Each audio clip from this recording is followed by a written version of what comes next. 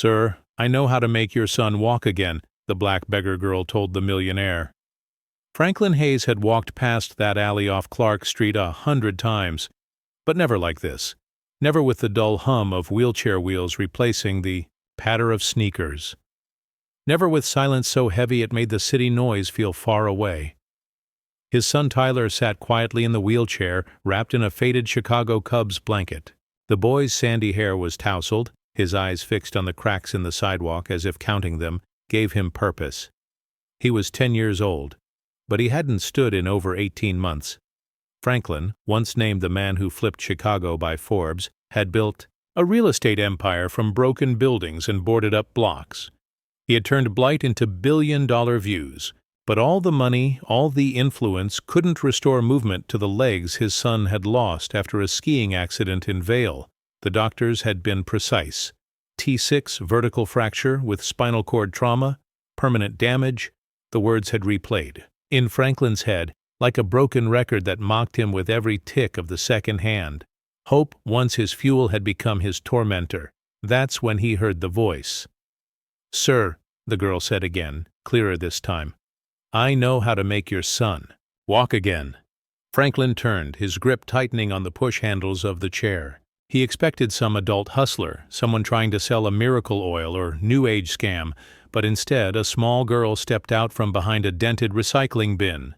She looked maybe 8, brown skin, big brown eyes that carried weight far beyond her years.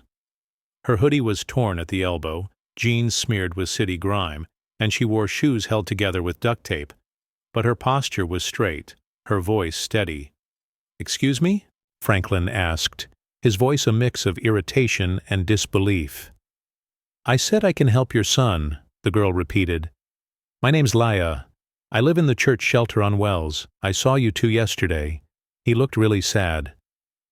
Tyler glanced at her, not with fear or pity, but curiosity. It was the first time in days Franklin had seen him look at anything with interest. "You've been watching us?" Franklin asked. "Only a little?" she said, shifting her weight. "I sit on the corner most days. A lot of people walk by, but you stopped. You picked up a glove he dropped. You didn't just rush away. I figured you might—" "Listen," Franklin frowned, glancing down at Tyler, who was still watching the girl. "My son's injury isn't sadness, young lady. It's neurological damage. His spine hasn't forgotten, just shut down." Laya interrupted softly. "That's what my grandmother used to say. Sometimes the body doesn't stop because it's broken. It stops because the heart is tired." Franklin was about to dismiss her when Tyler's small voice broke in. "Dad, maybe we could go just see." He hadn't asked for anything in weeks. Not TV, not dessert, not even a story before bed. But now he was asking to follow a barefoot girl from an alley. Franklin closed his eyes, exhaled long and hard. "If anything feels wrong," he said to Tyler, "we're leaving. Deal?" Tyler nodded, the corners of his mouth twitching. Not quite a smile, but something close. "Follow me," Laya said, already turning. They walked through the underbelly of the city, away from Michigan Avenue and into forgotten streets, where the buildings leaned inward and the air smelled like rust and yesterday's rain. Franklin hesitated at every turn, wheeling Tyler over, uneven sidewalks, avoiding broken glass and loose bricks. Still, something kept him following. Maybe it was Laya's calmness, maybe it was Tyler's quiet hope, or maybe Franklin was too exhausted to fight anything anymore. They reached a narrow courtyard behind a crumbling row of brownstones. An old wooden door, half hidden by ivy and faded graffiti, creaked open without a knock. Inside was a room lit only by sunlight streaming through holes in the ceiling. It smelled faintly of lemon balm and old books. On a worn rug near a small CS sat a woman, her silver hair wrapped in a bun the size of a grapefruit, her skin as dark as Laya's and mapped with age. "I was wondering when you'd bring him," she said to Laya, her voice as smooth as river stones. Franklin stiffened. "How did you know?" She looked at him gently. "I don't know the future, sir. But I know pain, and I know when it walks through my door." Tyler leaned forward, eyes wide. "Who are you?" The woman smiled, kneeling beside his chair. Just someone who listens. May I touch your knees? Tyler looked to his father. Franklin, heart tattooing with doubt and a flicker of something else. Fear, maybe, or hope, nodded slowly. The woman placed her hands on Tyler's knees. Her fingers were rough, warm, steady. Her eyes closed and a soft hum escaped her lips, a tune as old as wind, as tender as bedtime stories long forgotten. Tyler jerked slightly. I felt something, he whispered, like electricity, but soft. Franklin leaned forward, gripping the armrest. What do you mean, felt? The woman opened her eyes. His body remembers more than he thinks. That's not medical science, Franklin said. No. The woman agreed. But science doesn't sit beside a boy when he thinks he's invisible. She turned to Tyler. Do you want to try to stand? Tyler swallowed, then nodded. She helped him carefully. His legs wobbled.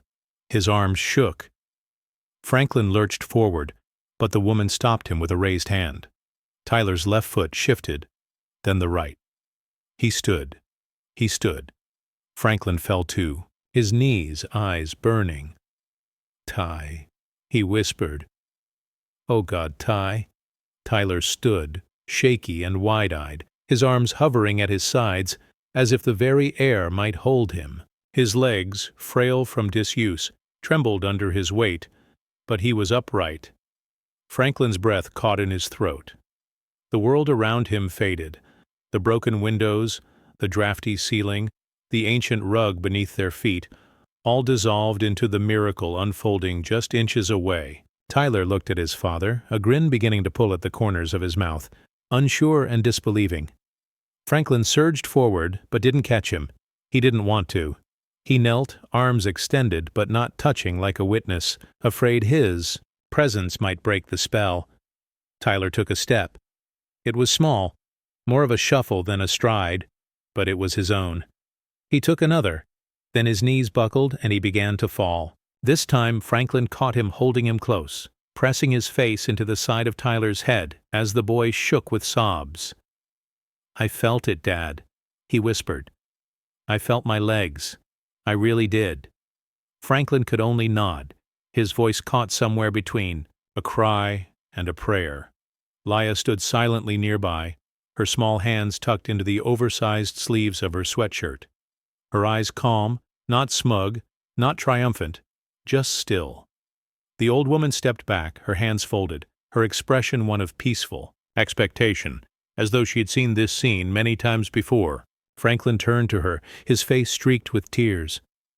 I need to know, he said quietly, how you did that. I need to understand. The woman's gaze didn't shift. There's not much to understand. The body obeys the heart more than we admit. When the spirit shuts down, the limbs follow.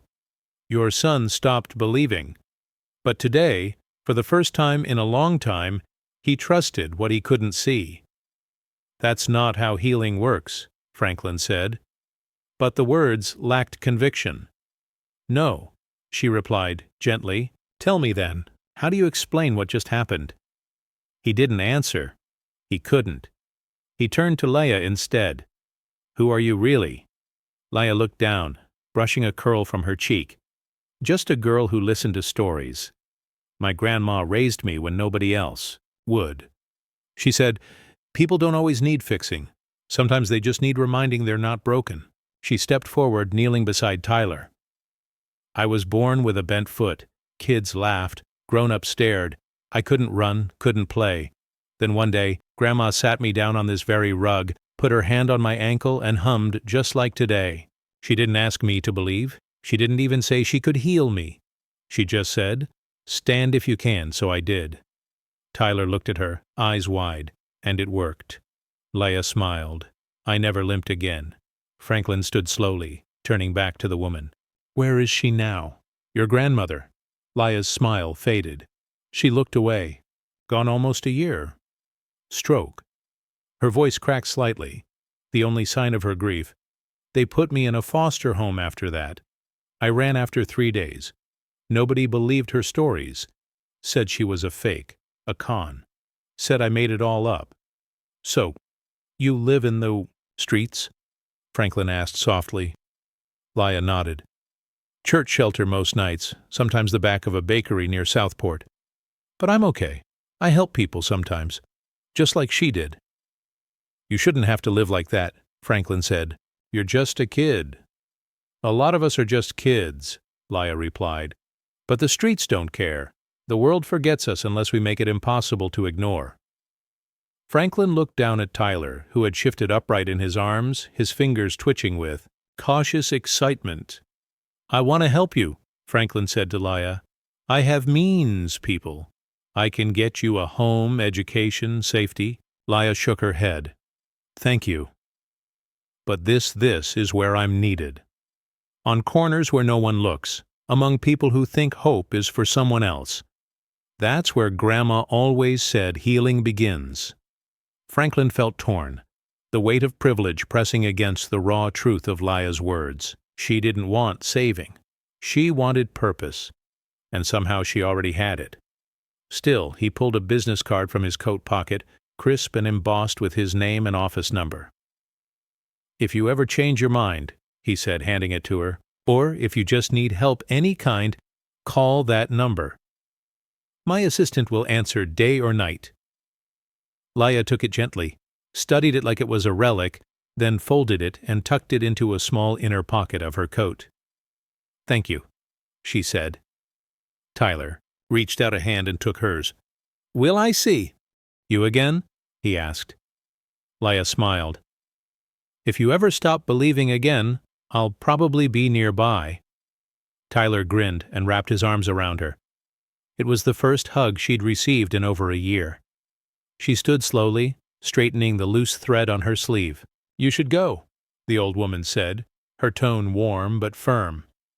The boy has taken his first step. Now he must walk his road. Franklin nodded, pushing the wheelchair slowly, though Tyler insisted on walking a few paces, leaning on the arms for balance. He didn't say much on the way home, but his eyes were light with a fire Franklin hadn't seen since before the accident. That night, as the skyline of Chicago glowed like a promise outside their condo window, Franklin sat at his son's bedside. I can't explain it, he whispered, watching Tyler drift into sleep. But I'll never forget it.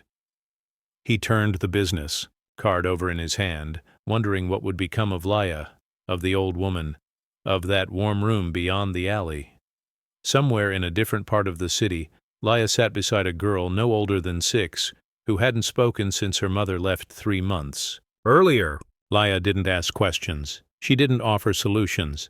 She simply took the child's hand and hummed the same tune her grandmother had once sung.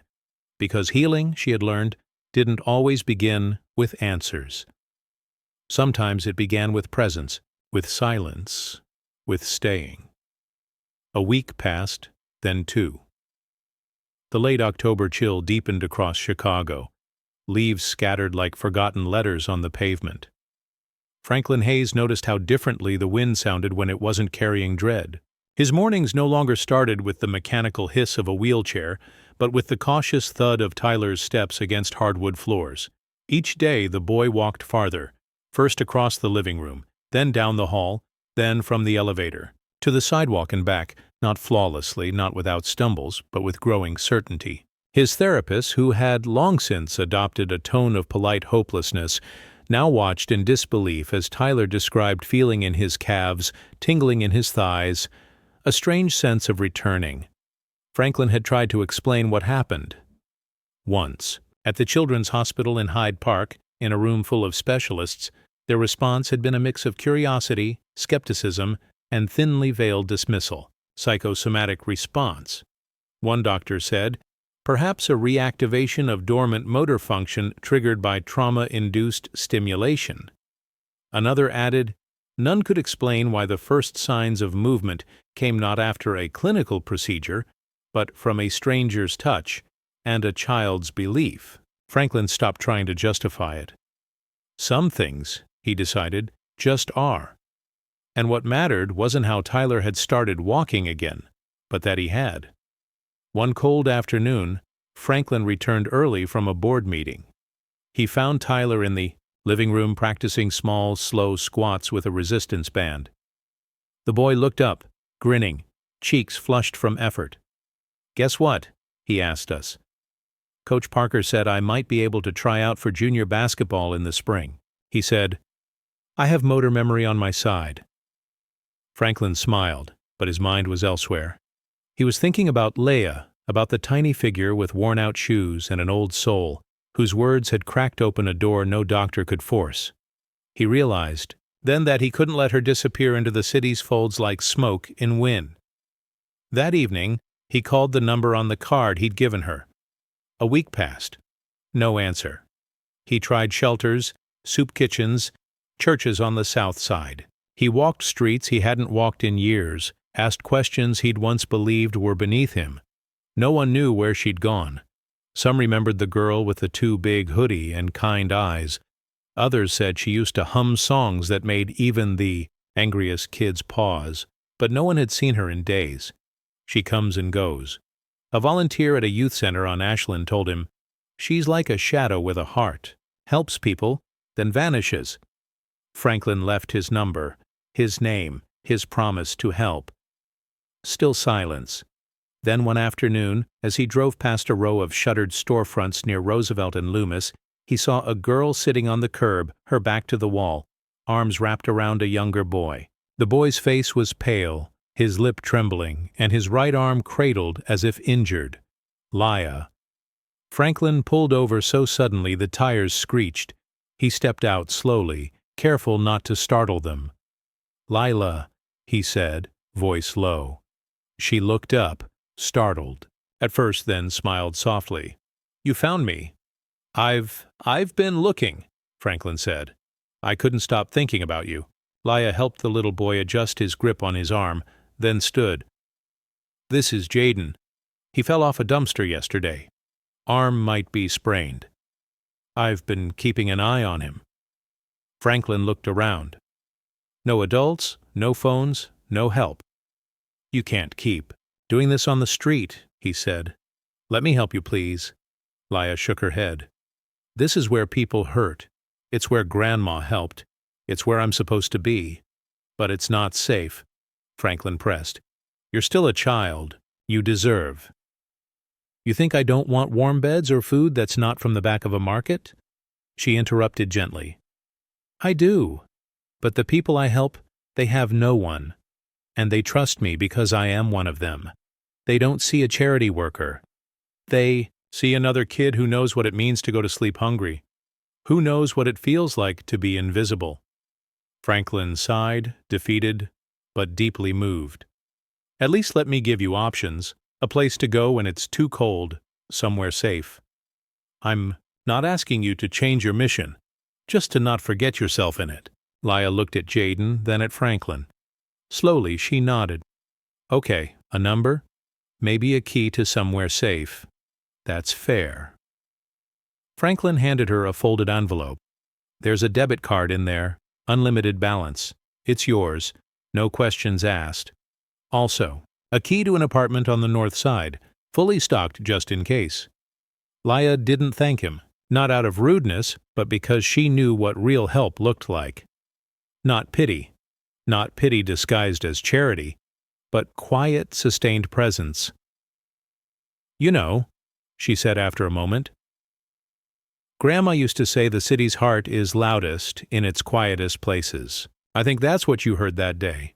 Not me, just the heart." Franklin smiled, his throat tight. "You remind me of someone I used to be before I got lost in steel and numbers." Leia laughed softly. "Well, maybe you found your way back." They stood. There, the unlikely pair. A millionaire and a beggar girl joined by something no ledger could tally. "Will I see you again?" Franklin asked. Leia tilted her head. "Probably not how you expect. But if someone near you forgets how to believe, I'll probably be close." That night, Tyler stood on the stage at his school's fall concert. No wheelchair, no braces. He wore a blue blazer and khakis. His steps were slow, but his chin was high. When the principal asked him how he found the strength, he looked at his father, then into the crowd. "A girl who believed I could," he said simply. And in an alley 5 mi away, Laya sat beside an old woman named Teresa, who hadn't spoken since her husband died the winter before.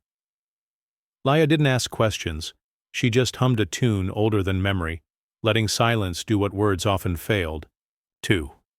Because healing, as she'd learned, was less about fixing and more about presence. It was the stubborn act of sitting beside pain and saying, "I see you.